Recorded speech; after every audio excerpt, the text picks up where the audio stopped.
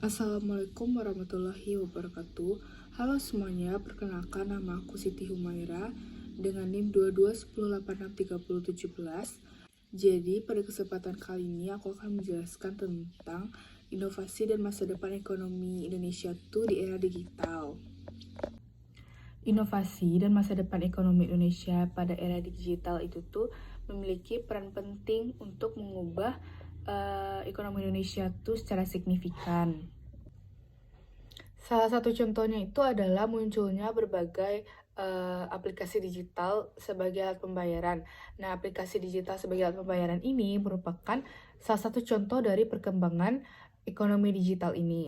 Bukan hanya itu, aplikasi-aplikasi digital yang berkaitan dengan pembiayaan pada saat sekarang ini mulai dikembangkan dan lumayan diterapkan oleh masyarakat pada saat sekarang. Contohnya itu seperti m-banking. Bukan hanya yang tadi, sebagai contoh selanjutnya yaitu dalam sektor pariwisata. Nah, di sektor pariwisata ini, teknologi digital itu dimanfaatkan untuk membangun platform digital yang dipakai untuk mempromosikan pariwisata Indonesia. Sebagai contoh, aplikasinya itu ada Traveloka, Peggy, dan Tiket.com. Selanjutnya yaitu salah satu contoh inovasi yang ada di Indonesia itu adalah Gojek, di mana Gojek ini tuh memberikan dampak yang sangat besar dalam ekonomi digital pada saat ini dan memberikan manfaat bagi masyarakat banyak. Selain itu, sektor e-commerce juga memberikan dampak yang signifikan di Indonesia. Contohnya itu ya ada Tokopedia, ada Bukalapak, dan Shopee. Nah, Tokopedia, Bukalapak, dan Shopee ini sebagai pemimpin dalam sebuah sektor pasar. Masa depan dari ekonomi Indonesia di era digital ini juga melibatkan teknologi canggih seperti AI dan Internet of Things. Dengan memanfaatkan teknologi seperti AI dan Internet of Things tadi, Indonesia dapat mengoptimalkan potensi pertumbuhan ekonomi dan mengatasi masalah sosial. Dan ada juga tantangan yang harus diatasi termasuk meningkatkan literasi digital, memperkuat perlindungan data, dan memperkuat kebijakan regulasi. Selain itu, Indonesia juga harus meningkatkan kualitas infrastruktur dari teknologi, termasuk koneksi internet dan aksesibilitas perangkat. Selanjutnya ada manfaat dari ekonomi digital. Yang pertama itu ketersediaan informasi yang lebih besar. Di sini internet itu memungkinkan konsumen dalam mencari sebuah informasi dengan banyak dan memiliki banyak pilihan.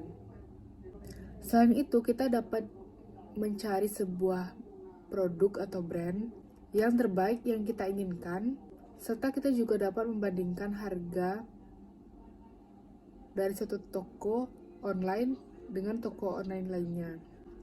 Yang kedua yaitu lebih menghemat waktu. Sekarang dalam memesan sebuah barang, kita dapat memesan produk atau barang tersebut dari rumah. Dan kita hanya menunggu barang itu sampai dan langsung membayarnya. Hal tersebut sangat membantu kita dengan mudah dan dapat menghemat biaya serta waktu. Lanjut yang ketiga yaitu karena adanya kecanggihan teknologi pada saat sekarang ini, kita dapat mempromosikan produk melalui sosial media atau melalui platform seperti Tokopedia maupun Shopee. Kenapa kita memilih media sosial ataupun Tokopedia maupun Shopee untuk sebagai memasarkan produk kita? Karena hal tersebut mencakup jangkauan yang luas, jadi kita bisa mencakup jangkauan dari pasar di dalam maupun di luar negeri. Yang keempat yaitu karena adanya kemajuan teknologi tadi, seperti apapun dapat kita peroleh melalui online seperti dari Shopee maupun media sosial, kita dapat menghemat tempat dirinya. Jadi kita tidak perlu membeli maupun menyewa tempat. Jadi dari tempat produksi kita bisa langsung memasarkan ke konsumen. Ada juga dampak dari ekonomi digital pada bidang kesehatan. Pada saat sekarang ini kita juga bisa melakukan konsultasi antara dokter dengan pasien melalui virtual. Seperti contohnya itu ada Halodoc. Nah, tadi kan kita sudah membahas manfaat dari ekonomi digital di kehidupan sehari-hari. Sekarang kita akan membahas tantangannya. Yang pertama itu ada keamanan berinternet. Nah, cyber security ini masih menjadi ancaman bagi sebagian besar penggunaan internet di Indonesia, di mana sangat dibutuhkan peningkatan keamanan agar para pengguna internet itu bisa mengakses semua layanan ekonomi digital tanpa khawatir terhadap peretasan dan pencurian data. Jadi dapat kita simpulkan semuanya yaitu Indonesia ini memiliki potensi yang besar untuk menjadi pemimpin di sektor inovasi dan ekonomi digital. Dan dengan cara strategi yang tepat, Indonesia ini dapat mengoptimalkan potensi ini untuk memajukan ekonomi dan kesejahteraan masyarakatnya. Sekian penjelasan dari saya. Apabila ada salah kata mohon dimaafkan, dan apabila penjelasannya sedikit kurang dimengerti mohon dimaafkan juga. Assalamualaikum warahmatullahi wabarakatuh. Terima kasih.